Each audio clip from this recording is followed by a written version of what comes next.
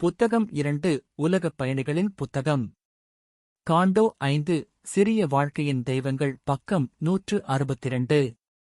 ஒரு தெளிவற்ற அமானுஷ்ய இயந்திரத்தின் நடுவில் உள்ள மறைவான இரகசியங்களில் மறைத்து, அண்ட சக்தியின் செய்திகளை அளந்து அனுப்பும் மாய மோர்ஸை பிடிக்கவும். ஒரு கிசுகிசு வாழ்க்கையின் உள்காதில் விழுகிறது மற்றும் மனச்சாட்சி குகைகளிலிருந்து எதிரொலிக்கிறது, பேச்சு தாவுகிறது, சிந்தனை நடுங்குகிறது, இதயம் அதிர்கிறது, விருப்பத்தின் பதில்கள் மற்றும் திசுக்கள் மற்றும் நரம்பு அழைப்புக்கு கீழ்ப்படுகிறது. நம் வாழ்க்கை இந்த நுட்பமான நெருக்கங்களை மொழிபெயர்க்கிறது, அனைத்தும் ஒரு இரகசிய சக்தியின் வர்த்தகம். ஒரு சிந்திக்கும் கைப்பாவை வாழ்க்கையின் மனம், அதன் தேர்வு அடிப்படை பலங்களின் வேலையாகும். அது அவர்களின் சொந்த பிறப்பு மற்றும் முடிவு மற்றும் காரணத்தை அறியாது மற்றும் அவர்கள் சேவை செய்யும் மகத்தான நோக்கத்தை பார்க்க முடியாது.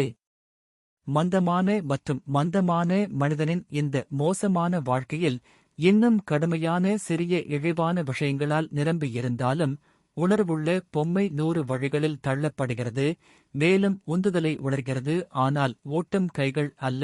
ஏனென்றால் முகமூடி அணிந்த முரண்பாடான குழுவை யாராலும் பார்க்க முடியாது. யாரை நோக்கி நம் உருவம் மாரியோனெட்டுகள், அவர்களின் பிடியில் நம் செயல்கள் அறியாமல் அசைவுகள், எங்கள் உணர்ச்சி சண்டைகள் ஒரு பொழுதுபோக்கு காட்சி.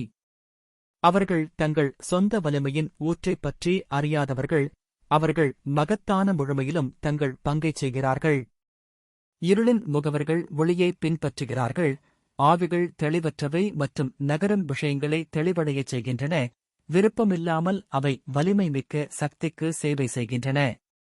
அனங்கேவின் இயந்திரங்கள் வாய்ப்பை ஒழுங்கமைக்கும் அசத்தலான விருப்பத்தின் சேனல்கள், நம்மை தங்கள் கருவிகளாக பயன்படுத்தும் தெரியாதவர்களின் கருவிகள், இயற்கையின் நிகர் மாநிலத்தில் சக்தியுடன் முதலீடு செய்தவர்கள், மனிதர்கள் தங்கள் சொந்தமாக நினைக்கும் செயல்களில் அவர்கள் விதியின் பொருத்தமின்மையை கொண்டு வருகிறார்கள் அல்லது அழிவை ஏற்படுத்துகிறார்கள்.